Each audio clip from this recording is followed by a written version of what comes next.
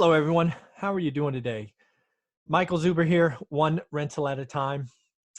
And if you don't know, I actually do a daily video called Daily Millionaire News, where we basically talk about the financial news of the day, how it impacts cost of capital consumers. We've been doing this now probably 6 months or so. Was inspired by Gary Vee and Nipsey Hussle. And we're just going to continue it going. This video was actually from that daily discussion this morning, March 23rd, 2020. And someone asked me, what are the chances we revisit or suffer through a Great Depression? Something similar to that. I thought it was a great question. I certainly have my opinions, but I wanted to walk you through my logic, because throwing out a number is meaningless. What I want to share with you is the logic to how I got there. I've been watching the financial markets now for nearly 3 decades, involved in the markets heavily for the last 2 decades, have used rental properties, conservatively financed affordable homes to have financial freedom. So I guess my opinion is at least somewhat informed. So what I thought I would do is I would bring up a presentation. We'll walk you through my logic, and I'll give you. And I actually have 2 answers. One is awesome and one is frightening to think about. But let's get into this together. So let me share this. And of course, what I will do is I'll ask you for your opinions, because one of the things you have to do when you're looking at these markets is you have to ask for other opinions just to make sure you're not missing anything. So again, the question I was given this morning: what are your chances? What are the chances we suffer a Great Depression? That's a sobering thought, right?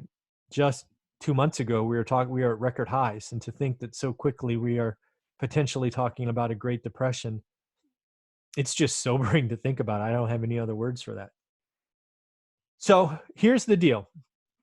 I believe a Great Depression happens for one reason and one reason only, and that comes down to what is referred to often as the negative feedback loop.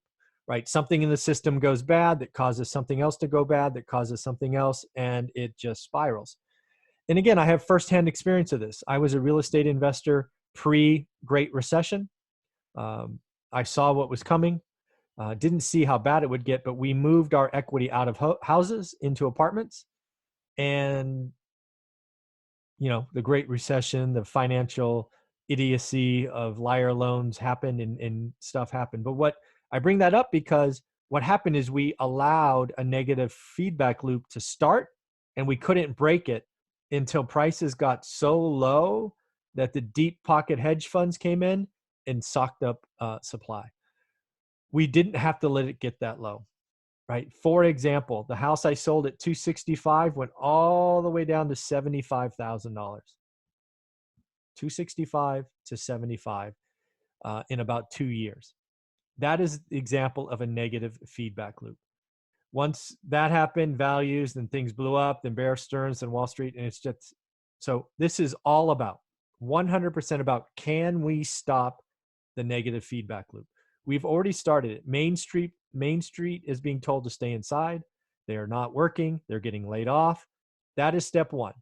If we allow that to metastasize to our economy, it is game over. Here's the deal. Consumers, right? Those poor folks that have been unemployed, the poor folks like myself that are being told to stay indoors for 3 weeks, man, talk about being stir crazy. It is uncomfortable. We must feel comfortable. We must see the light at the end of the tunnel. We must have faith that things will be okay on the other side. If we don't have confidence and we don't see that this too will pass, our willingness to sacrifice will go out the window. It will become dog-eat-dog world, and it will be pandemonium. So this is real. These are choices that stare us right in the face. So how do you stop that? Well, as an economy based on currency, on consumerism, the fact that you have to have water, food, shelter requirements. Nobody wants to live on the street or in their car. We, the federal government, needs to send checks to every adult and child for every month that this national emergency continues. The government has shut us down. The government needs to send checks. It will have ramifications, and we can probably talk about that later, but there will be ramifications from this. Again, I want to say that in order to get consumers to accept what you are asking them to do, stay home, you need to send them money. Their greatest concern is they don't have $400 in the bank to survive that one whoops. And there are a lot of issues coming on. If you don't do this, the negative feedback loop will continue and most of the economy will be destroyed. Your call, federal government. Your time to step up. You've asked the citizens to be uncomfortable. You've asked hospital and first line respondents to be uncomfortable. The Fed is doing their part, the Treasury. Where are you, Mr. and Mrs. Federal Government? If we do this, if the federal government comes out today, tomorrow, and says, you know what, you're going to get, pick a number, $1,500 every adult, every child gets 500. We come out and say unemployment benefits are doubled. No need to wait. We know it's coming. You'll get twice as much as you used to get. If people feel okay and they see that the economy could be back in 90 days, 120 days, we have zero chance of a Great Depression. Zero. Zero, zero, zero, zero. If we stop the negative feedback loop, we're going to be okay. We are willing to sacrifice. This is wartime footing.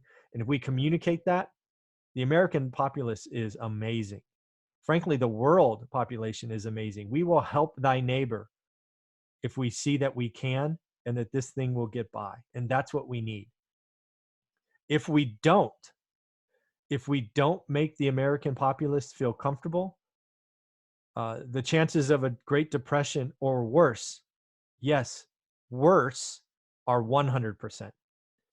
I see this as a binary decision. There is no middle ground. We either avoid the Great Depression by giving people money and making them feel comfortable while we ask them to sacrifice, or it is a 100% certainty.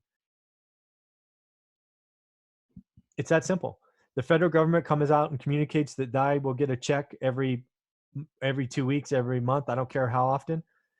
Please use that to provide food and shelter and medical attention if required.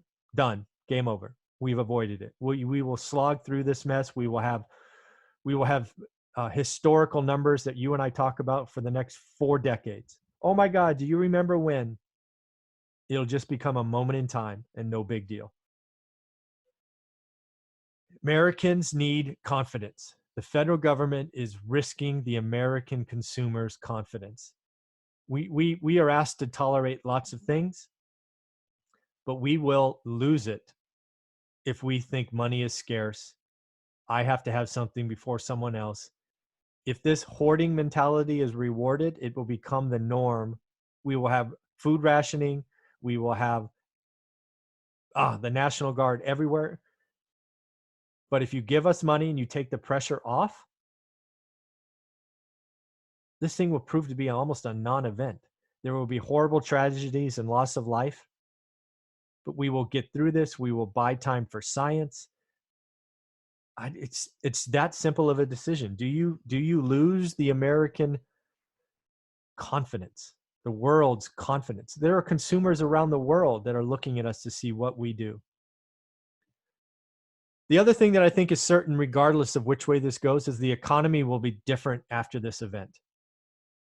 There will be pain. There'll be small businesses that are lost that will never come back. There'll be industries that will never be the same. But that's kind of what happens in the American economy. This event will force the acceleration of change in our economy, and the economy will improve. There will be new things that come, and it will be fun to watch, because when you get this shakeup, the entrepreneur spirit will come out and it will be amazing to watch. I am so encouraged, but it still comes back to the federal government getting off their butt and taking care of us. So that's what I think. Those are what I think about the chances of a Great Depression. I want to hear from you. Do you agree, disagree? If you agree, why? If you disagree, why? Tell me what I'm missing. Let's have a debate or a discussion. Tell me why you disagree, and I'd love to hear from you. So again, if you're still watching this, please know that I do all this for free, at least 30 minutes of original content almost every day. Hit the subscribe button, give me a thumbs up, leave comments, and please, please share this channel. One rental at a time is just something I'm doing to help people see a better future. And again, the thought that we're talking about the chances of a Great Depression shouldn't be taken lightly. It's in our control. And I look forward to seeing what happens. Have a wonderful day.